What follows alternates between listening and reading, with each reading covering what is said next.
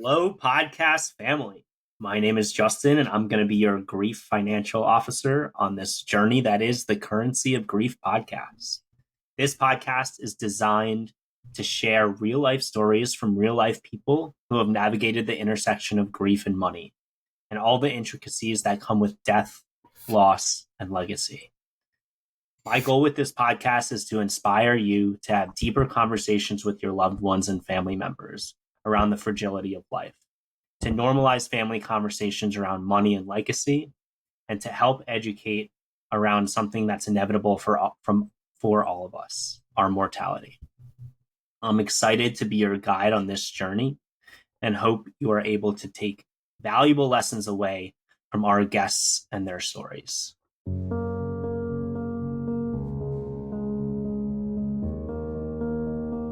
Without further ado, let's meet today's guests. Actually, today's guest is me. I'm going to use this space to share my story with all of you listening here. I've asked my closest friend, Jeff, to come on this podcast and to help facilitate this episode for me. I did try to do a solo episode, didn't go very well. Definitely more of a conversationalist, so I asked Jeff to come on. And Jeff has been with me throughout my grief and money journey. And so today we're going to do a little bit of a role reversal, and Jeff's going to interview me. So thank you, Jeff, for being here. Well, Justin, thanks for having me. It's an honor. I'm humbled. I've been watching you build this podcast. It's in the early stages, but I can tell it's the early stages of what's going to be very, very special long term. And I'm so excited for where this is going to go. It's right up your alley, and I know that you're going to take this to incredible places. And I'm pumped to be able to help tell your story, because watching it firsthand, it's been incredible to be part of the ride. And again, there's just so much more to come. So I'd love to help all the listeners get on and just kind of hear all the good stuff that you're working towards and what led to it. For sure. I don't say this enough, but I mean, you've been a major part of my story, and I just want to thank you for being part of it and being like a very positive light in my story and my journey, and then now this project as well. So thank you. And I know you have a story of your own, which we'll get into on another episode, but we have together these deeper conversations about life, about money, about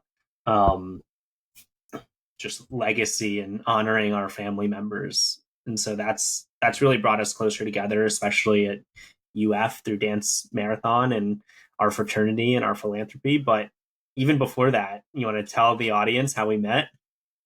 Oh, it's a great story. So Justin and I grew up together in Boca Raton, Florida, and we went to rival high schools. He went to Spanish River. I went to Olympic Heights.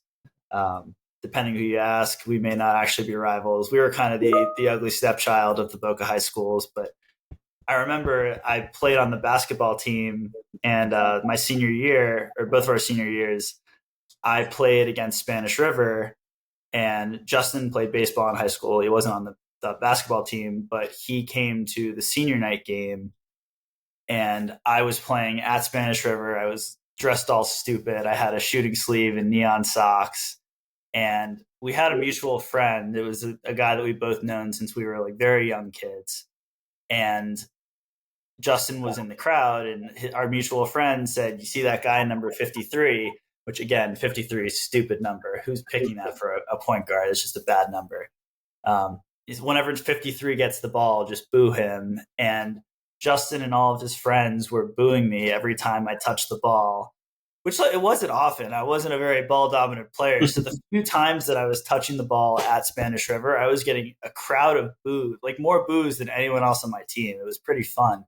But it turned out, we would end up going to college together at the University of Florida, and we pledged the same fraternity.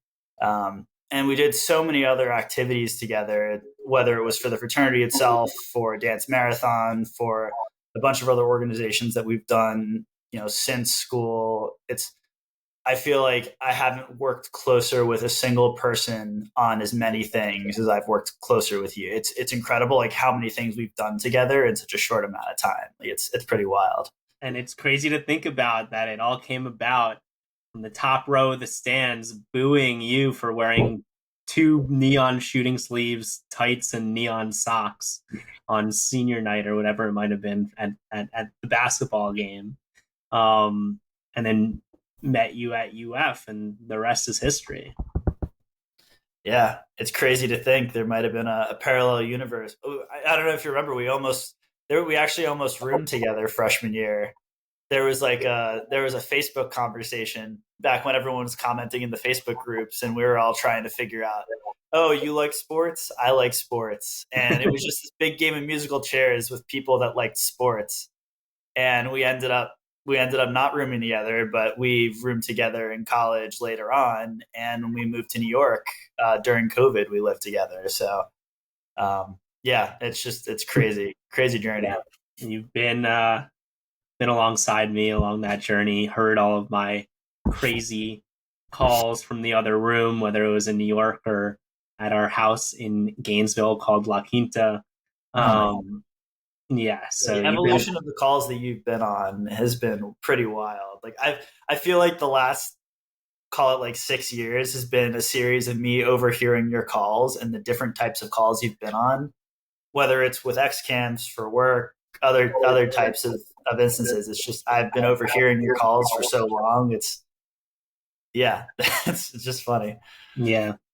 Well, I'm sure we'll dive into the evolution of those calls and why they all came about. But Tell the audience a little more about, I've seen the evolution. I mentioned the evolution of the types of calls that you've been on, and I remember there was one call in particular that I overheard that changed your life. In a way, it changed my life too, because we've been so close over the years, and it's altered the trajectory of some of the stuff I've been involved with.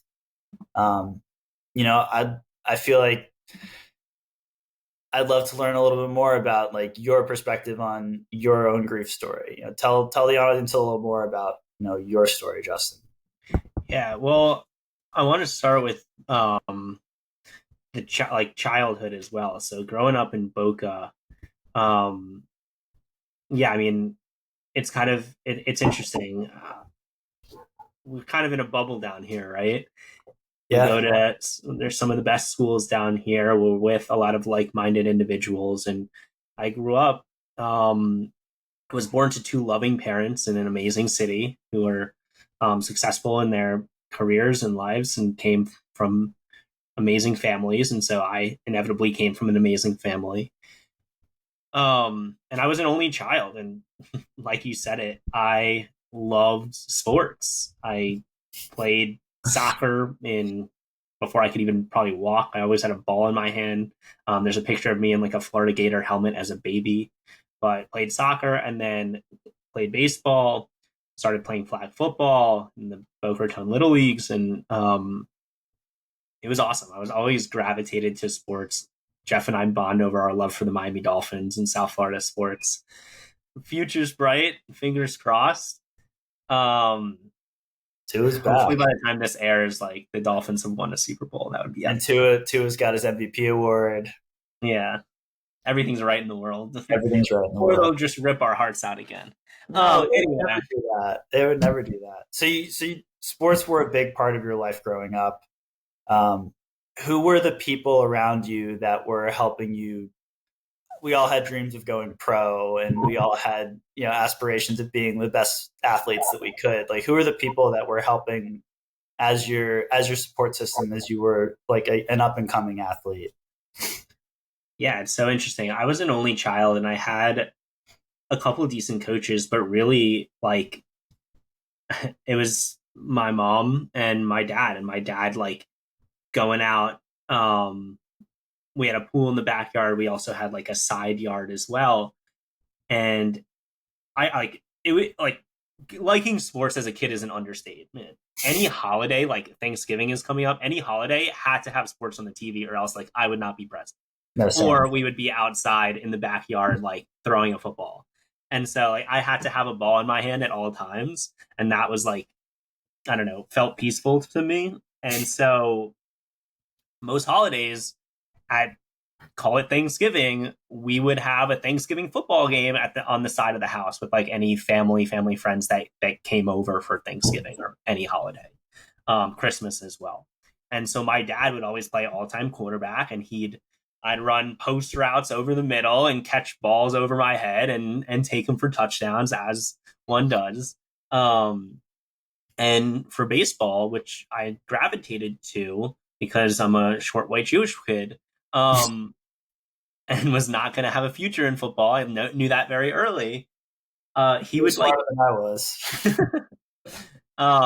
he would sit on a bucket and catch my pitches. Like I was a pitcher and kind of growing up, and he'd catch the pitches, and I would like try to. I didn't want to make him work or hit him in the leg, and so I got really accurate at hitting them right in the glove every single time, throwing the curveball from his, I guess, his left shoulder down to his like right shoe.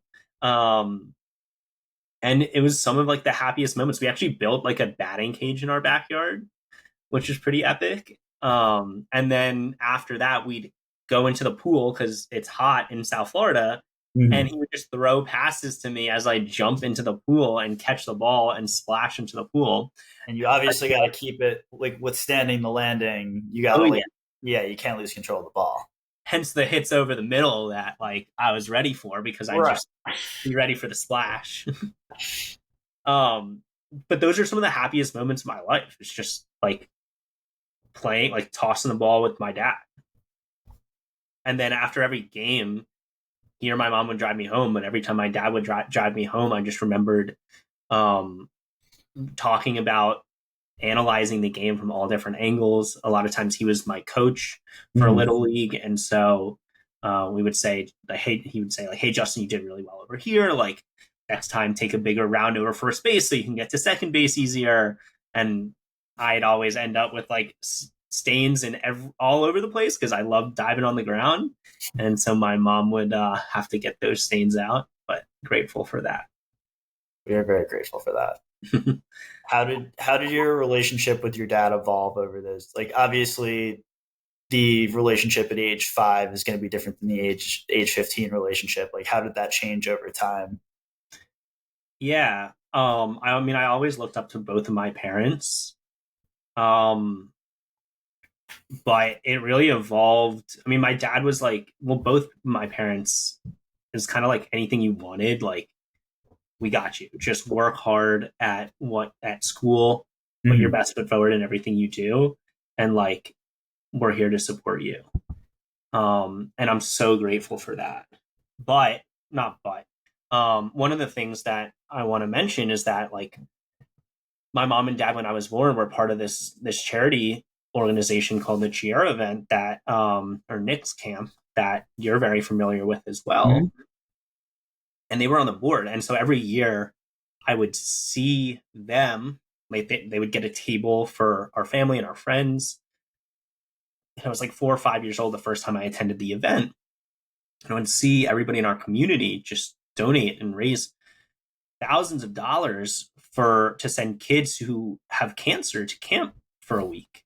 And then these kids would go up on their on the stage and share their stories. And I was 5 years old, and I didn't really comprehend what they were going through. But I feel like those stories stuck with me. And not only did I look up to my parents physically because they were taller than me, but for always being there with me. But I also looked up to them for always putting others before themselves and um, always giving back. And they made me realize how fortunate I was throughout my entire life. And that's never left me. It's a really special, yeah, the cheers are incredible. And I had the privilege of being able to intern. My first internship was working under Lou, and um it's really special.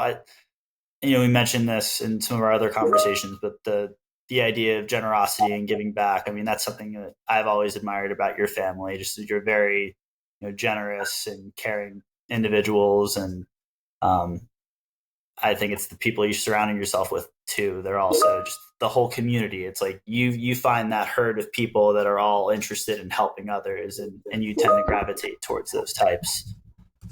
You kind of do. I mean, I throughout since then I've kind of met like we've gotten closer from dance marathon and giving back in that capacity, and so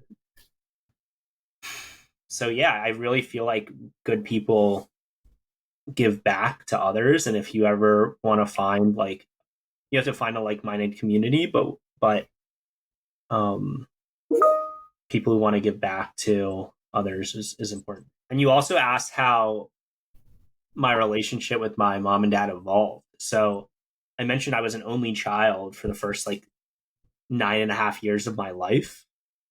But then Hurricane Wilma comes around and we're on a flight to Las Vegas to get out of South Florida. My mom, I remember vividly my mom telling me that my she was pregnant with my brother.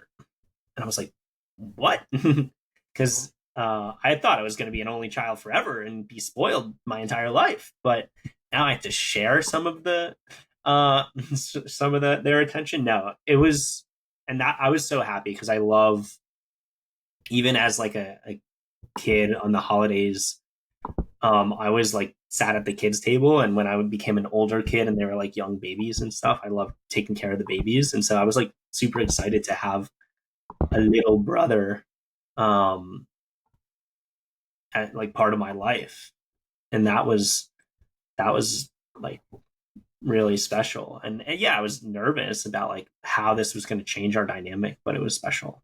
Yeah, no, I mean, and that's been another interesting part of our relationship is watching him grow up as well over the years. I'm curious. So like we've talked a little bit about going, the years leading up to, maybe through high school, going into college years.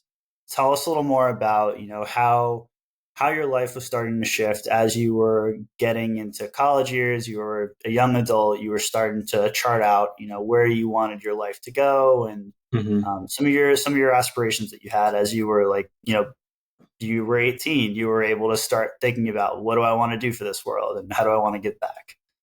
Yeah.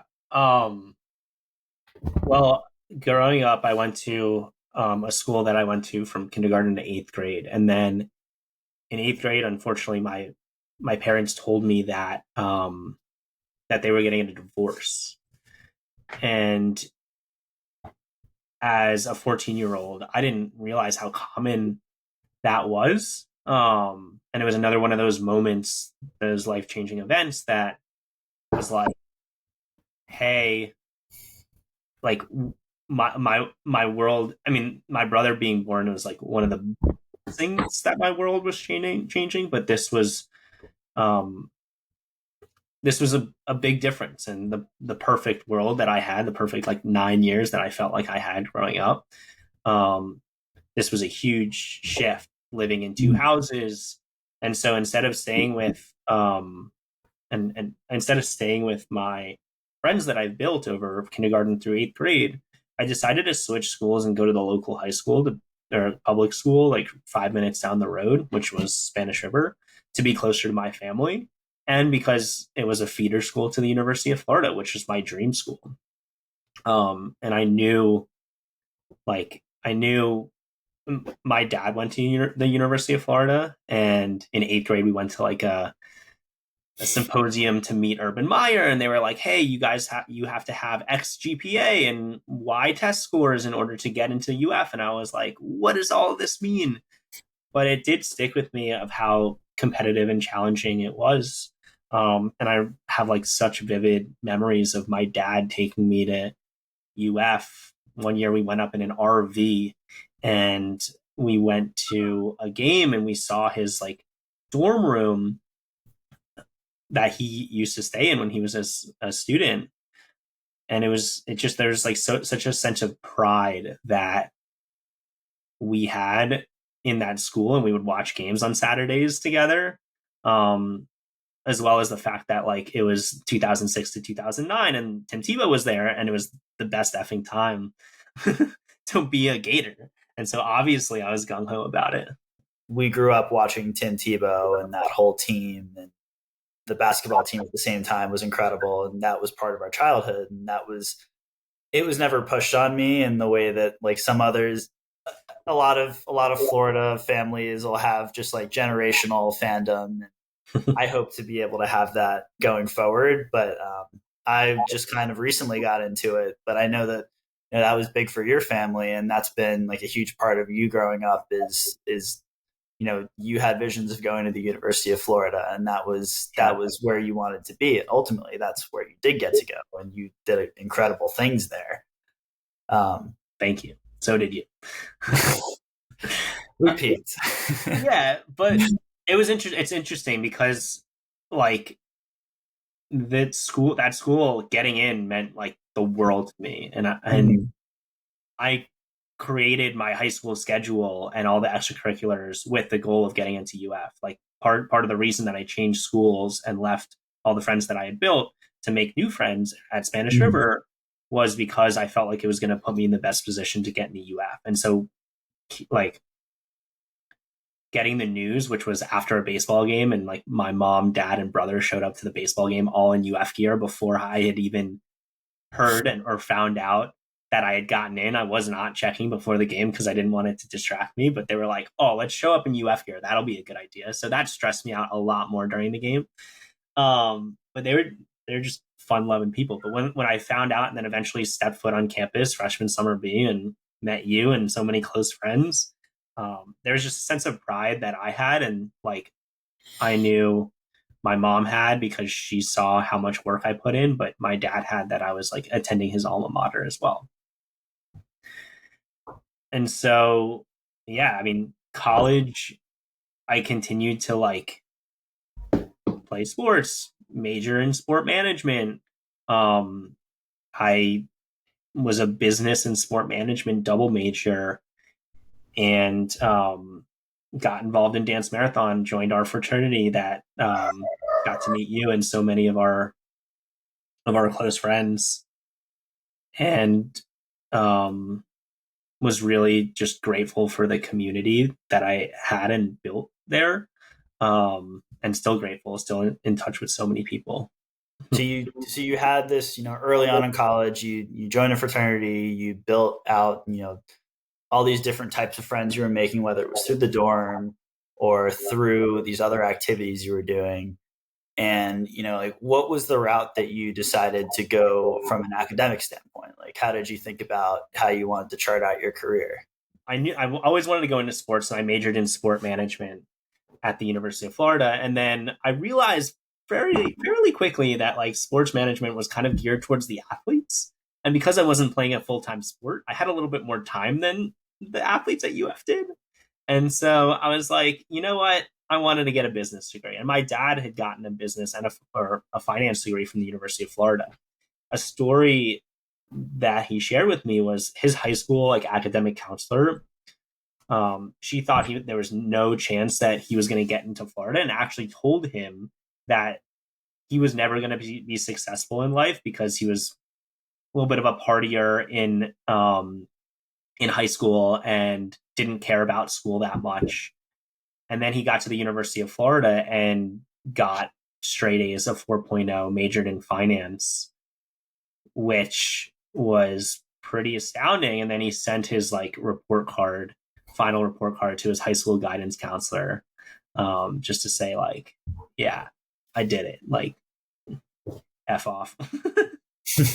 Don't doubt me, So I always had that like don't doubt me mentality, and like the world is our oyster, and whatever we put our mind to, we can accomplish. And I got that from sports, and I also got that from my parents getting into UF and achieving that vision. So I was interning with the Brooklyn Nets in New York, and actually at a sports analytics conference for in Boston at the time. And this was my junior year, in between my junior and senior year, that summer.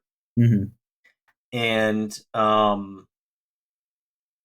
yeah, I remember like it was August 4th, 2018, and I was at Yankees Red Sox game in Boston at Fenway Park, and me and my friend, our friend, we moved from the outfield down behind home plate at Fenway Park, and we like kind of snuck into seats and we wiggled our way through. And I sent a picture of my dad of us in like button downs at Fenway Park watching the Yankees Red Sox, and he replied he like loved it. It was such a cool experience because we bonded over baseball, and he had come visit me a couple weeks before, and we saw the Yankees play at Yankee Stadium. But then I was hanging out with actually some camp friends, and that night, and then the next morning, I woke up to a bunch of missed calls and missed text messages, and one from my other close friend saying like, "I'm so sorry." And I said, "So sorry about what?" And I had like 6 or 7 missed calls from my mom. And I called her back, and she's crying. It's like, what happened? And she said, your dad died. And I said, what? My dad? And there's like this, I still feel it, like the pit in your stomach, you're like literally heart dropping out of your chest of your world kind of collapsing. And I went from standing to sitting and kneeling on the bed, and just weakness in your hands. Like sometimes when you wake up, you can't like make a fist. I had like no strength in my body. And it's, yeah. And then I was staying at a friend's house, and I had to go tell my friend that my dad had died overnight. We find out later he died of a sudden heart attack. He was out in Utah, at our place in Utah, with my stepmom and stepsisters and family friends, while I was at this conference and my brother was at sleepaway camp. But he had gone out during the day and wasn't feeling well, went to lay down, and then never felt better again. And I had to go. So for me, I mean, I couldn't imagine what the people who were there were going through, but then I had to go tell my friend that I was with that my dad had died, and he was so great, but he didn't know how to react, and I didn't know how to react. And I just remember like not being able to eat, and like and my dad and I both love to eat, and so does my brother. It's a Weidenfeld trait, but yeah, I never knew what those feelings were. And my mom flew up to Boston, which is where I was, and so did my aunt, and we went and picked my brother up from sleepaway camp and told him in front of the lake at our camp that um that his dad had just passed away, and he was 12 years old. I was 21 at the time, and our dad was 52. You never think anything like that is going to happen to us anymore. It was another one of those like world upside down moments. And I've had a couple, like when my brother was born and when my parents got divorced, but this was by far like losing someone without saying goodbye. Um, that was tough. I mean, thank you. Yeah. Thank you for sharing all that. Yeah, you kind of go into this like what if. So like what if I had been with him? What if he called me while I was sleeping, or whatever it might have been? What if I had told him this or that? And that was the stage that I was in. Kind of like, what else could I have done?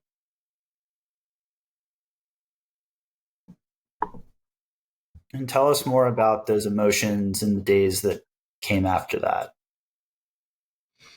Yeah, so that day, August 5th, he died on August 4th.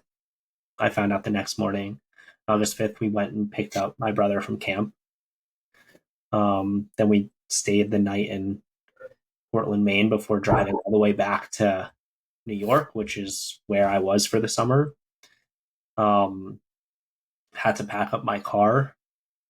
And while we were like driving 7, 8 hours from Maine to New York, I was more and more people were finding out. And there were so many people calling or texting me saying, like, I'm so sorry for your loss, or like, your dad was such an amazing guy. Like, if I could be there for you, um, let me know. And I didn't know how people could be there for me. Like, it was super tough. I knew I like wanted to spend time with family, but I didn't know like I didn't know what anybody could do. It was just that feeling of emptiness. But everybody gave me support, and I'm super grateful for it. And like I've kind of I found joy in the outpouring of support that people gave me, whether it was um, our friends in our fraternity like writing us letters, writing me letters, or a video that I got from my dance marathon team at UF, or just all the calls and texts that I got. It was, whether you know it or not, like such a profound impact on my life during that time, because I knew that like nobody was going to let us fall as a family. And that gave me strength to navigate it, even though like I was in so much pain. Thank you for sharing that as well. Um, what kind of advice did you receive as you were, everyone's reaching out and saying, I'm here to help, I'm here to support. And it can almost be overwhelming because you can't take everyone up on that. And at that time, you may not even know what support you need. Um, but I'm sure you got advice, and there may have been people that tried to reach out and give some words of wisdom. Was there anything that stuck out to you in those immediate time after, or was it, you were still processing it and it was difficult to even internalize any of that advice? Yeah, it's a really good question. Um, it's hard to remember, honestly, like that immediate time. What type of advice did I receive? The issue, like, take as much time as you need, or you shouldn't have to, like, you don't need to do anything. But Mhm. when you're grieving, I feel like you want to do something, or when you just lost someone you love, you want to do something. You want to like work on something, anything to take your mind off of it. Um, and I did that for a number of years after as well. Um, but I think one of the biggest pieces of advice was just like I started therapy pretty soon after, and that's been amazing just to have someone to talk to that like doesn't isn't involved in my situation day to day, but like can give advice and help me understand like my own emotions. Um, there was there was a lot of different people who came out of the woodwork who like told stories about my dad, and I think at the time like I like I didn't dislike hearing the stories, but I wasn't really ready to hear them. I couldn't really comprehend what what they were, but I think the message was that feeling that was stuck with me was that like my dad had such a profound impact on so many people's lives. Totally. And I remember, I mean, I had so many experiences with your dad, and he was, I remember the days on the boat and just him being a very present father in a lot of the activities that we did when we would go back down to South Florida, or if we were doing things at UF and we had a parents' weekend. I had very fond memories of him, and there were a lot of people would share that same sentiment. Um, Yeah, there was it, yeah, one dad's weekend that he brought my little brother, and my dad fell asleep in my room in the fraternity house, and there was a father son beer pong game. So Jake and I played beer pong against other father son duos, and Jake was what I was like 18, 19 years old at the time, and so Jake was 12. um, no. That math doesn't check out. He was 10 years old, and obviously we went on a tear and just like beat some duos and did not serve any underage kids alcohol. But Obviously. um, it was really, yeah. But he was just, yeah, he was very present, and thank you for sharing that memory. Of course. Going back to what you mentioned something earlier about, hearing people say great things about your dad. I would imagine at the funeral you probably heard a lot of things about in the similar type of vein. What were your emotions like Mm. at the funeral? Yeah. I remember that day vividly and blur, like during the time it was blurry, and then like now I kind of remember it, the feelings, the emotions, some of the actions very vividly. Um, Throughout the week, I was kind of like preparing for this day that we were going to bury my dad, and what I was going to say, who I was going to see.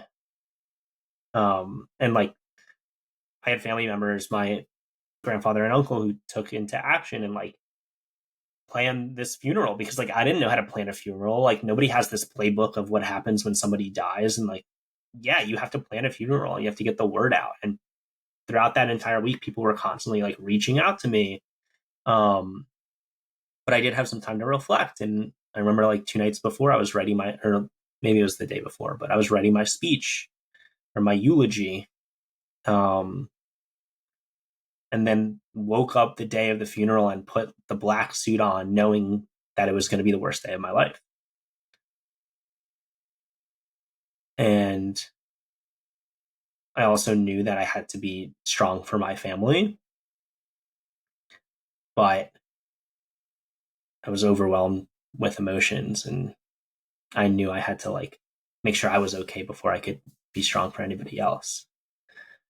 But you kind of sit in that side room, and people come in and give you hugs and shake your hands, tell you how much they love my dad.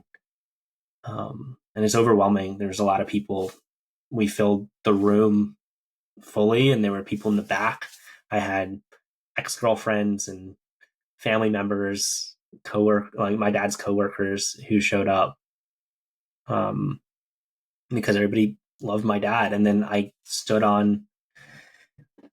gave that, I gave a eulogy that was very deep and touching. My dad was my superhero, and I talked about that. And anything that I needed, with the snap of his fingers or one phone call, he would make happen. And that was never going to be the same again. And times on the boat that you were a part of, that wasn't going to happen again. Um, Family dinners were never going to be the same. Trips, it was kind of like a bittersweet goodbye. Um, and that was just like it, when I was on stage. I just knew that it was like such a transitionary moment in my life, that like nothing was ever going to be the same, and everything going forward was going to be a new journey and adventure. And I had to figure out what new normal looked like for me and my family. And when you're a 21-year-old at one of the best schools in the country, they somehow forget to slip that into the curriculum. They never teach you how to write a eulogy. They never teach you how to prepare for these kinds of things. And I mean, I watched firsthand. We lived in the rooms next to each other. I watched you learn this on the job, and um, it was incredible. Just like how you just like took it all in stride from the outside. I can't even imagine on the inside. But um, talk to us a little more about the return You obviously, at a certain point, you did re-enter back into the life that you were in before. What was that adjustment period like, and what were those emotions like? I like the return. That's a good spin on it. Yeah. Like the return. He has returned. No, I mean I took a couple obviously I took a couple weeks off. So it was August, right? So school was starting like 2 weeks later. And we had the funeral on a Friday. We sat Shiva on Friday, Saturday, Sunday. And during the Shiva, my grandpa handed me a death certificate. I was like, what the hell is this document? Like, this is a morbid document. And my uncle said, we have to go find the will. It's like, what is a will? Like, what does that look like? Is it like, I imagine like this like stone thing that like someone, Yeah, like when it's like someone's like, we're gonna like, all right, we're gonna read a will. Like, I imagine like some guy with like stockings and like a late later hosen like walking in is like to like trumpets playing and like we have the will, and that was definitely not the case. um, and we had to go into different banking institutions and call attorneys and try to find, like, my dad had never talked about what happens if something were to happen. And through weeks of searching, we found out that my dad didn't have a will. He hadn't planned for this type of event, um, a sudden death or something like that. And so it I wanted to grieve, but I also like realized that I needed to like, well, I wanted to I didn't know how to grieve, and I really knew that I had to like, it was tough. With a younger brother, with my family members, I felt like my dad was very much like the glue guy on the team. Mhm. And I felt like I had to step into that role.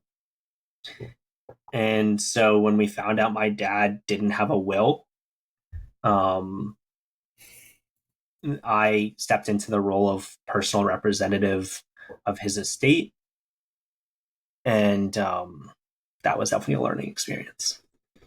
Like, talk to us a little more about what does that mean to be the personal representative? Like, what are those action steps that you need to take from there?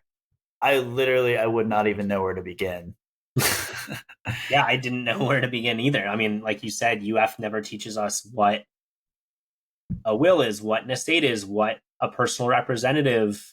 What were those steps that you had to take once you were deemed to be the personal representative? Like, what were the moves from there? So there was no will in place, and to kind of recap, like, that thrust you into this position that, it's not like you had been educated on how to do it. You had to figure out all these different steps. And Yeah. what were those steps? Typically, there's an executor of a will. So someone's appointed as the executor of a will. And then with specific accounts, there might be trustees of a trust.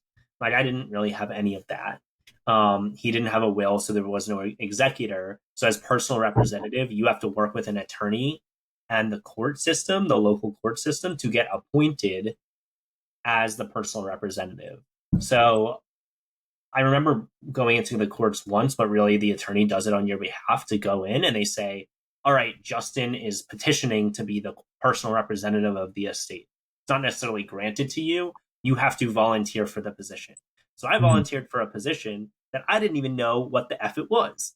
I didn't know what I was getting into, but all I knew is that I was the best suited person for it because I felt like I needed to be.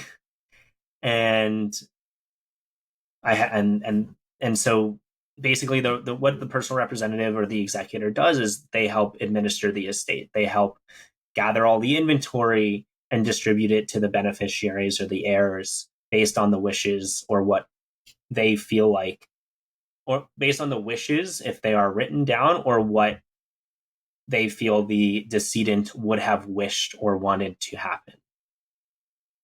So my dad, a couple weeks after he died, my dad was invested in a business, and the business ended up going bankrupt after my dad had passed away. My dad died. He was one of the, um, yeah, he was advocating for the business, and I had to. I was a part of that fiasco.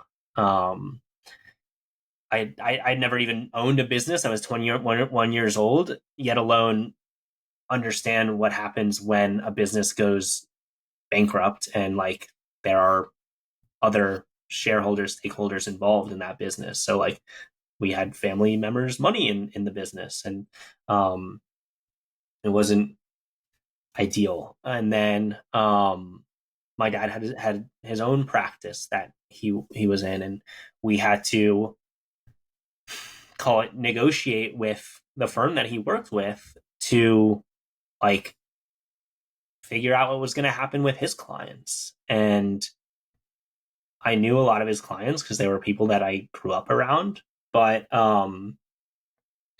unfortunately, the firm that he worked with, um, the firm that he worked with appointed someone to take over the business. And that was kind of a fiasco. My dad also just had moved into a house on the water. He had moved into a new house and built a new house that he was going to live in and hopefully retire in. And because he died and there was no income coming in, we had to sell the house a couple months later. And we had to move as a family to a different house. We had to sell the cars and downsize into smaller cars because he was the only one earning income in his immediate family. I was in college and I was the oldest kid. What else? My 529 account that I was using to pay college tuition, that was in his name.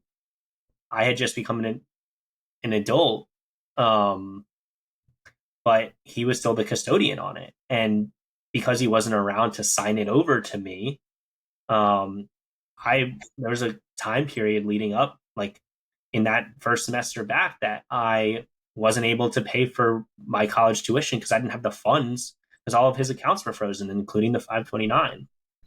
And so, fortunately, he did have life insurance that I was the beneficiary of. So I received a check that I could then write my tuition check from. But I didn't even know how to write a check, Jeff. It was like insane.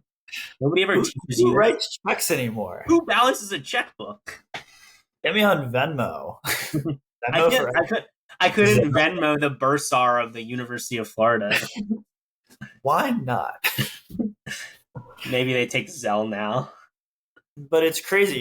You have these financial systems that are, that's I feel like there's a generational gap in how, our generation sees transferring money, and then how, these systems that we've had in place for decades, they require a check.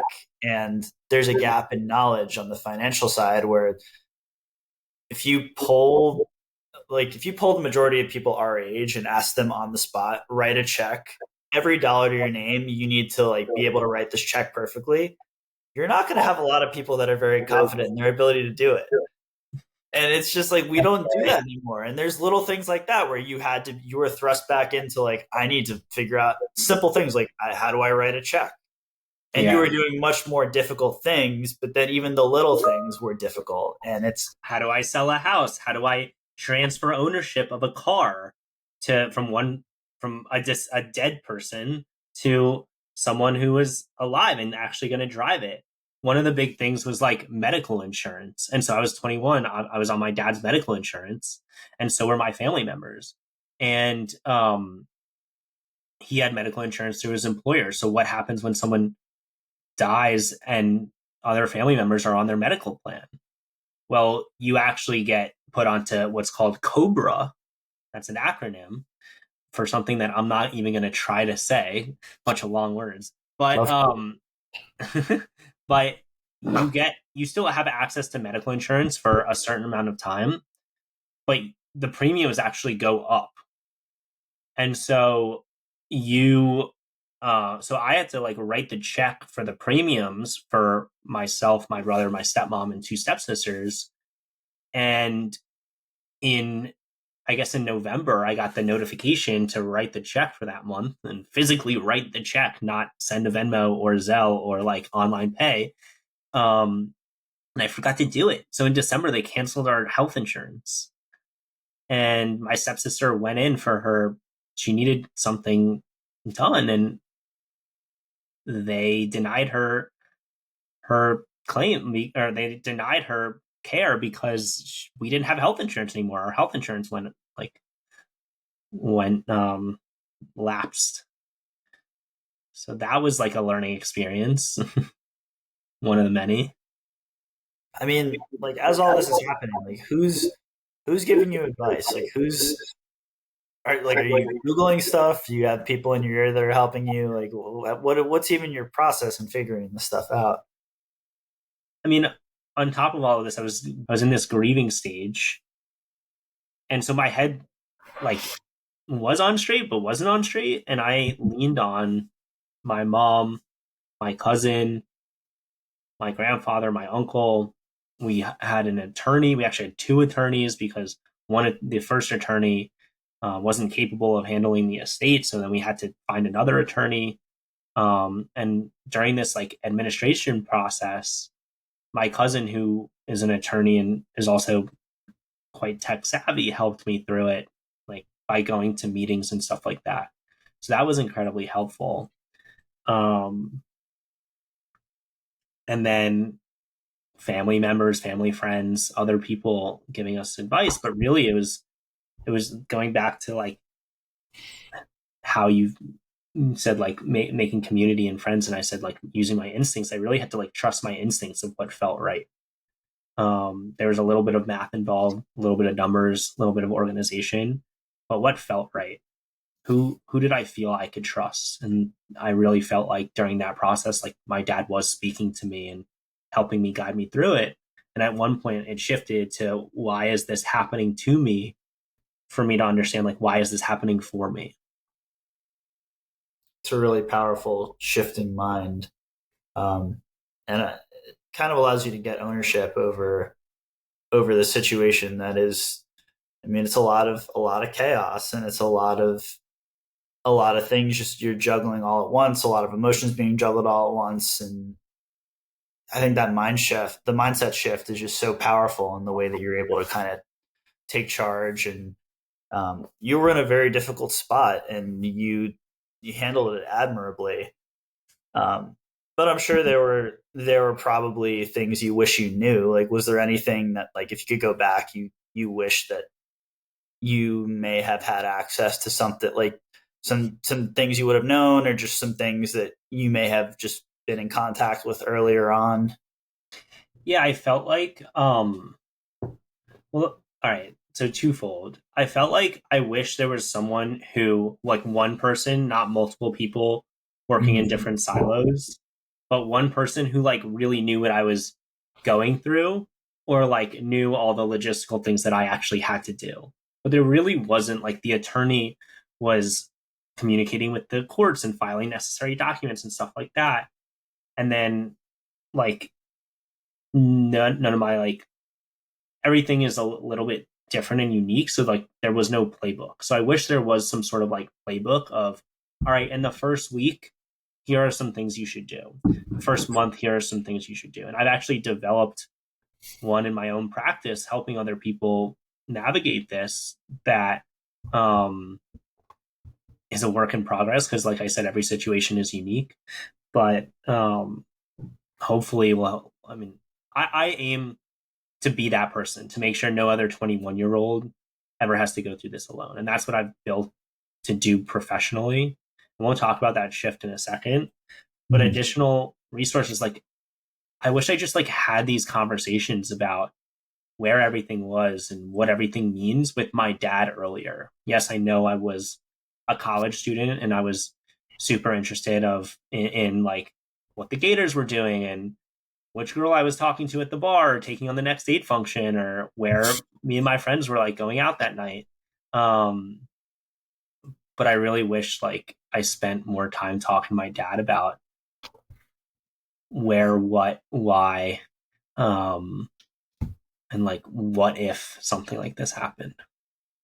Is there anything in particular that you call out that you really like? If I was in your shoes, like going back, like rewind, like is there anything that actionable that I would say like I should go and like really find out about this Hmm. that you Yeah, I wish would you knew say about? like, well, really, it's making sure you're like it's making sure that the person has the necessary documents in place and understanding your role in their plan. Mhm. And so I wish I would have asked, "Hey dad, like what happens if like you're not here? Like how do you want us to keep the house that you just built or do we have to sell it?" Okay, if you want us to keep it, like how do we pay for it if like I'm not earning any income if I'm still in school?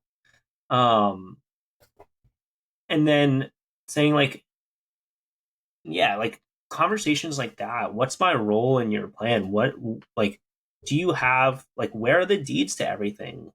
Um, can we make it digital instead of documents and file folders in like a box somewhere?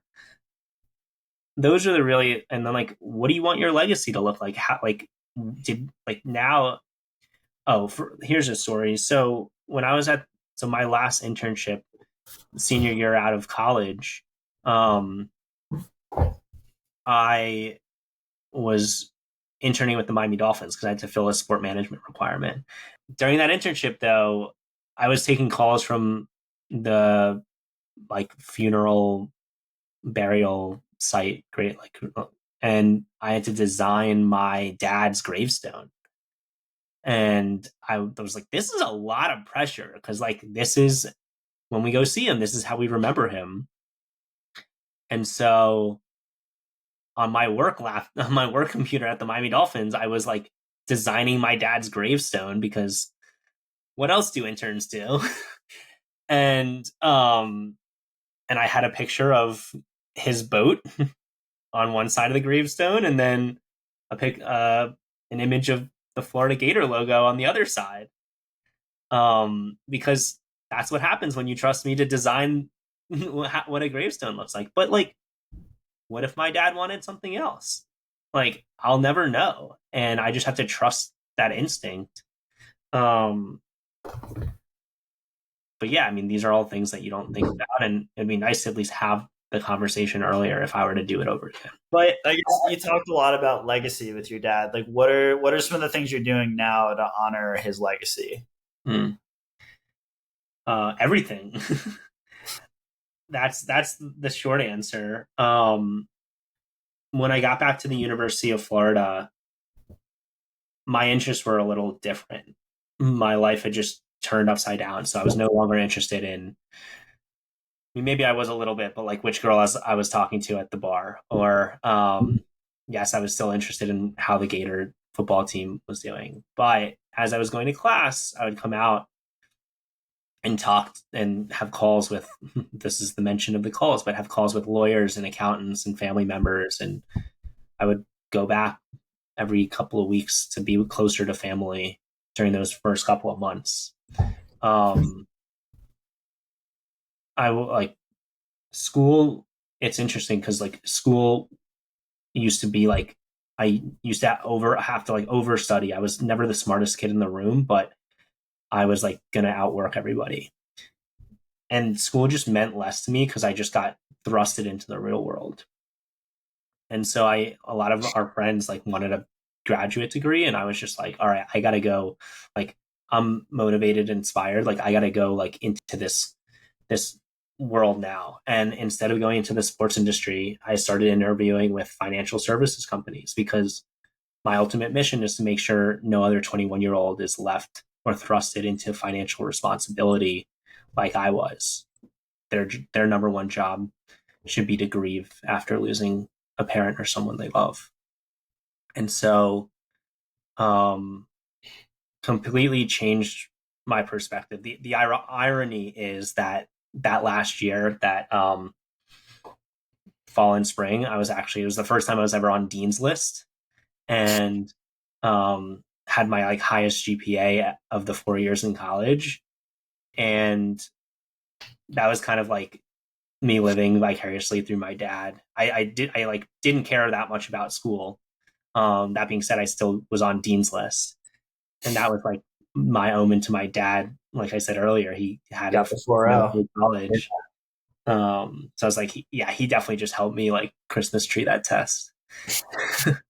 um, so I joined the financial services industry, and since then, a couple years later, became a certified financial planner, and now have my own practice where I can fully help people have gone through a significant loss financially and emotionally navigate the logistics around that.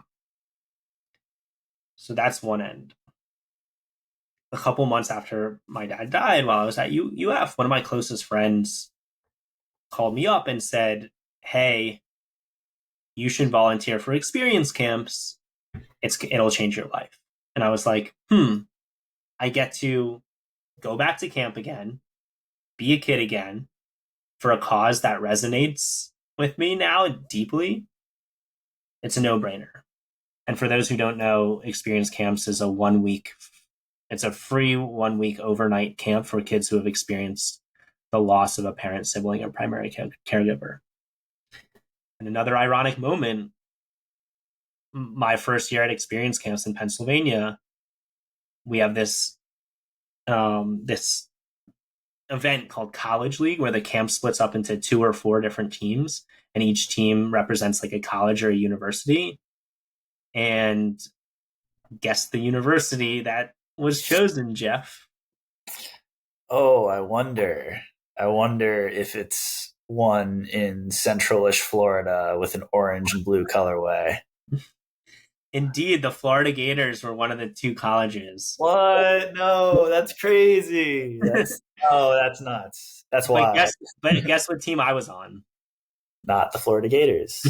I was on the other team. No, I went up to the director of the camp at the time and was like, "Hey man, you gotta switch me over to the Florida Gators. Like this is my dad's alma mater. My dad's the reason that I'm here, and so um, I got to be on UF." And he said, "All right, no problem." It's kind of why we do this. Yeah, there's like, all right, Yeah. I get it. Like, so it was a definitely uneven trade. Traded me for a couple of seconds and thirds in the next year's draft. I mean, look, Um, anything we can build for the future like that, you got to do it. it's funny. So since then, I've I mean, experience camps is where I feel closest to my dad, and I've been able to bring my family, my 2 stepsisters, my mom, and some of my closest friends, you included, to experience camps. And I am the program director for the Georgia Boys program coming on year 3 here in 2025. I don't know how you find time to do that with all the other irons you have in the fire.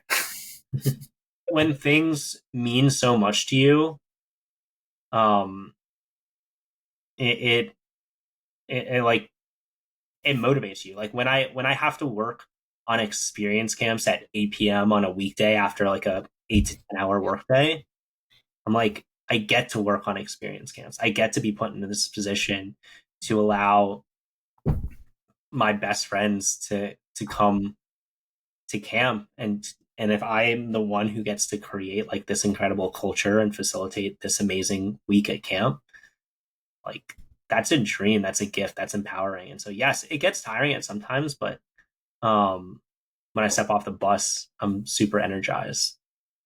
And it goes back to that mindset shift. Like, I get to do this. It's happening for me. It's all the way that you've chosen to look at the situation has really shaped the way that you've been able to run with these opportunities, it sounds like. Exactly. And last month or earlier this month, I ran the New York City Marathon for the first time, and ran it in honor of experience, or benefiting experience camps in honor of my dad. And um anybody who's ever said the words "I can't," because I was not a runner as a high school baseball player. But put that team on my back now. Yeah. Wanted to. I mean, I knew I could do hard things, and so wanted to continue that lens of doing hard things, like signing up for a marathon. It's like the most unsurprising thing. Like I had no doubt in my mind. I remember we ran the Brooklyn half marathon together and you hurt yourself playing kickball the week before, which is such a funny injury to get. But Justin hurt himself playing kickball and then proceeded to run. Like I ran a much faster half marathon than Justin's, and I had people congratulating me like, "Wow, that was a great time." But like I kept on telling people like, "That's just whatever." I was healthy. I ran a half marathon. Justin ran with a bad leg. Like he could not. Torn quad. Yeah, he was limping for 13.1 miles. I don't know why he did it, but he did it. And it's like that the mental strength to be able to do something like that. It's just like it's a constant trend that I've seen throughout your adult life is this mental strength and the way that you've taken this resilience and like you've applied it. Like you can basically do anything you want to do. Um, so you going and doing a marathon was like the least surprising thing to me. It was like I would honestly be more surprised if you didn't finish a marathon because that would just be like very off brand for you. And I was like, in the most cruel twist of irony, I unfortunately wasn't able to be there because I was at my grandmother's funeral. It was the exact same day during the marathon, and um, but I was cheering him on virtually, and it was just like I was so proud of you for doing that, man. It was great. Thank you. And for I appreciate that. Fortunately, we're on a podcast, so you could ask me why I ran the Brooklyn half, even with the torn quad. Um, the answer Why is, did you do it? I mean, I I did it because I a wanted to prove to myself that I could do it, but really more so because you were doing it. You were running your first half marathon. My roommate Jordan was running his first. I had other friends who were running their first half marathons, and I wanted to be a part of that day and be there for them and go to the starting line together and definitely not finish together because, like Jeff said, I was limping and walking the whole time. Um, but celebrate with you guys, and that meant the world to me because just like all of my friends were there for me during those tough times, we should also be celebrating the good times. Definitely. And then to continue on honoring my dad's legacy, my family has come together to put on a charity golf tournament. And this is the first year we're doing it, 6.5 years after he died. But it's called WWDD What Would Don Do? And it's a tournament in honor of his core values, how dad my dad lived his life. He loved golfing, he loved boating, he loved Tommy Bahama. So obviously we're golfing. Um, it's boat and Tommy Bahama themed attire.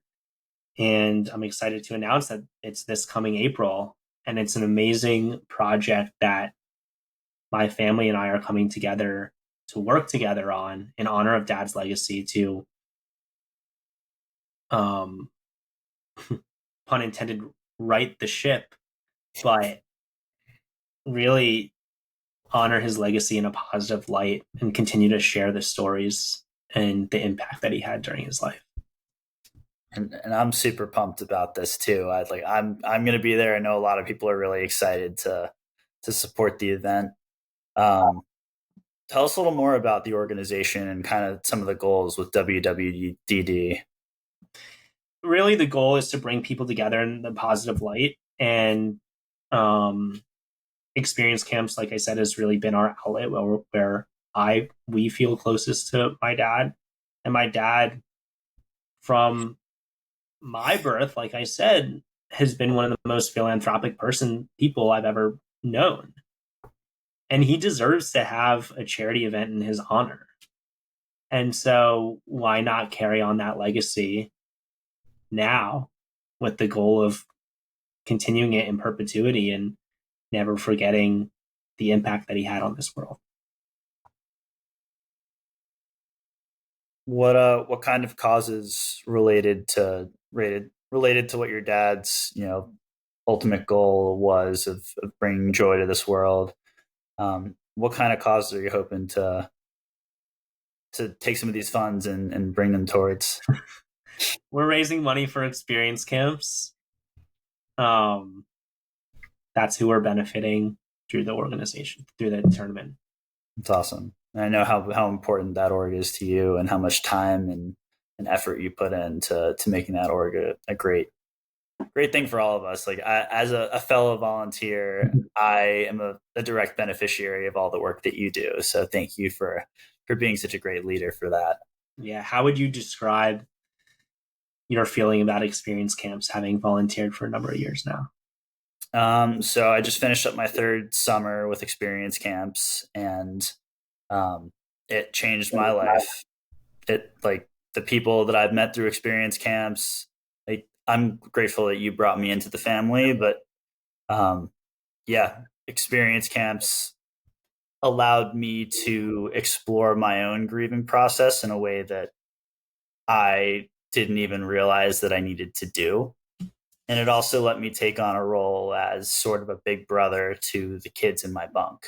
Um, that's been a really special, like, as for my own development, it's been great because I feel like it kind of holds me accountable to the kinds of things that I believe that I should be doing as a role model. And um, it helps to put them in the right direction in terms of, like ensuring that they're being steered in the right directions. They'll come from different backgrounds and they'll come from different types of socioeconomic situations, and my job is to impact them in the best way that I can for a week.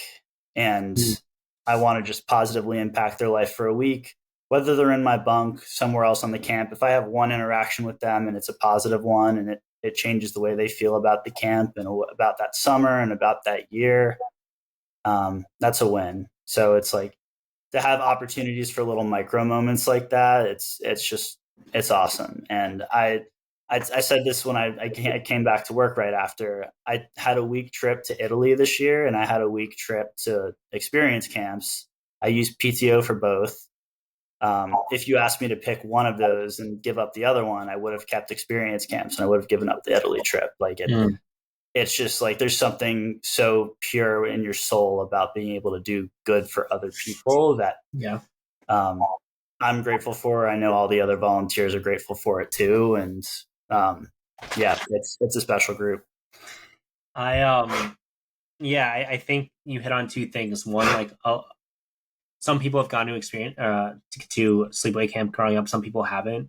Typically at sleepaway camps, it's not it's like maybe one type of person or one demographic or a lot of people with shared interests or shared backgrounds. And at experience camps, the common bond that brings people together is the loss, the death of a close family, sibling, or primary caregiver, or family member, sibling, or primary caregiver. Yeah. And so it's not like what religion they're in or what their socioeconomic class is or what their race is. It's grief. And so we all get to bond over that. And then we take those grief moments, but we also have the opportunity to have fun, right? Sing and dance in the dining halls, rock climb, basketball, dodgeball, like really just be a kid again. And my dad was like the goofiest guy ever. He was always a kid. Like I just like imagine him and his dance moves. Like he's just like a goofy kid in an adult body. And so I'm like, a lot of us in our day jobs don't get to like let loose and be a kid again. And so it allows us to do that. Definitely. And the cool thing is that not all the volunteers experience grief. and not all the volunteers went to sleepaway camp. Like I didn't go to sleepaway camp growing up. So there isn't like a bar or like a prereq for that. A lot of the ability to give back to an organization like that is like how much are you willing to put in and how much are you willing to enrich other people's lives. And some of the best people I've met as an adult have been through experience camps, and those are some of my best friends. And going back to the ways that you made friends in college and beyond that, like I'd like to think that I was able to do something similar to that by being involved in an organization like that. So it's a great opportunity. I'm glad I've been able to be part of it.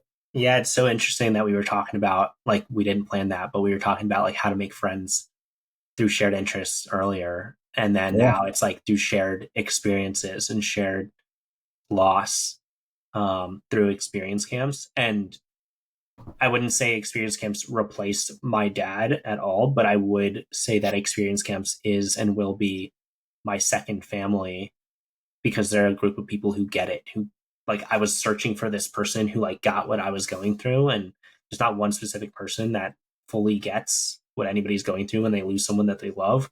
But experience camps is a community who gets it. Experience camps as a whole is a community who understands what we as grieving people are going through. And and it's where I feel closest to my dad. And they're my second, it's this community is my second family. So I'm grateful to have brought you into the fold as well and to see the impact that we both have and will continue to have on the organization. Totally. And So I guess, the lives of grieving kids. yeah, obviously. Always for the kids, FTK. Always. What kind of, I guess, thinking back, coming full circle here, like, what kind of advice would you give as someone is just taking like a holistic look at, finances? Maybe they're in a similar type of situation. Like, what kind of advice would you share with the audience? I would say life's always going to throw you a curveball. And so even if you have a plan, you have to be expect the unexpected. And it's so like having a plan and then communicating that plan to the people that you love. Like that's one of the nicest gifts that you can give them. It's not having a plan and not telling anybody and then leaving people in the dark. When something does happen, when life does throw you an inevitable curveball. And really it's fine, like education. I believe your health is your number one asset. You have to take care of your physical health or else you can't do anything else. You have to take care of your mental and emotional health and your spiritual health, or else it's going to catch up to you in other facets of your life. And you have to take care of your financial health. And so the first way to take care of all of those things is to have awareness, to know, to be educated on what eating healthy looks like and how to work out and what therapy is and what you need to do to fulfill your spiritual health, and then financial literacy in that lens. So that's the advice that I would give someone. And it's never too early to start. It's never too early to have those conversations with the people that you love and have them while you can. Very wise, very sage. Do you have any grief mantras? It's like how you cope with grief, how you manage that. So going to continue on that, and other advice is like life is too long to do something that you hate. And so find something that you love, that you're passionate about, that when it's 8, 9 o'clock at night, you're still energized to keep working because you know the role that you're doing is benefiting others. Tell people how you feel about them while you can. Tell your friends and your family members that you love them every opportunity that you get. Talk about the hard stuff. And like I said, have those conversations. Adventure and explore. Like, don't put it off. Don't wait until retirement, because my dad didn't make it to retirement to travel or do something that you want to do. If the Miami Dolphins are in the Super Bowl, there's no amount of money that'll stand in my way for us going to that game. Couple And months, baby. Couple months away. fingers crossed. But find ways to give back, because the more you give, the more you put in, the more you give to others, the more you'll get in return. And I put so much into the work with experience camps. We're going to put so much into this charity event in April, where we're going to get so much like non-tangible financial benefit and reward for honoring our dad's legacy. I just know it's going to be beautiful. It's awesome. Yeah. And thanks for sharing those pieces of advice. You've shared them with me privately as well, and it's really sharp stuff. So, do you have any like words of wisdom or mantras that you think about when you think about how you're managing grief and some of those associated emotions? Yeah, there's two that really come to mind. The first one is, I've always, even before my dad died, I always felt and thought that adversity builds character. And so it's changing that mindset from why is this happening to me to why is this happening for me and what lessons can I learn? And throughout that, when you're facing something difficult, you have to focus on controlling the controllables.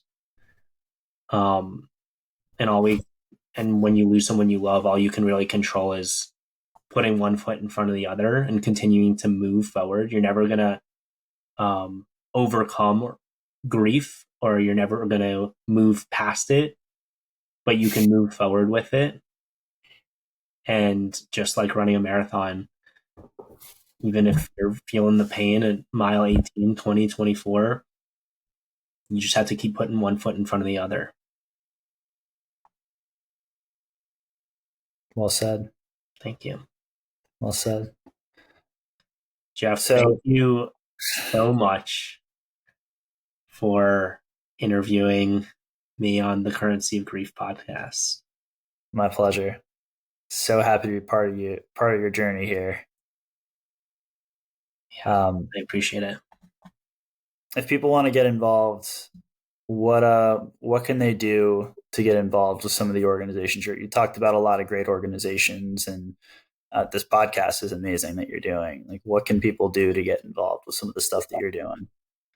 Yeah, if you want to be a guest on the podcast, we're looking to put out 2 episodes a month every other week. You can connect with me at thecurrencyofgrief@gmail.com. We'll link it in the show notes. If you want to get involved in experience camps, experiencecamps.org, and WWDD, What Would Don Do? I'll link that in the show notes as well. But if you're listening to this and you want to be a part of our family legacy project to honor my dad and to raise money for experience camps on April 21st, 2025, it will be an epic golf tournament. It will be an epic day. Bring your best boat outfit or Tommy Bahama merchandise. No shoes, no shirt, no problem. Please wear shoes though. I'd be honored if you would come and support us. I'll see you there. Thank you. And podcast family, thank you for tuning into my story, listening to me and my story. And I know my story is not the only one, but I appreciate you being part of this journey. And Jeff, I appreciate you facilitating this incredible conversation. Appreciate you having me.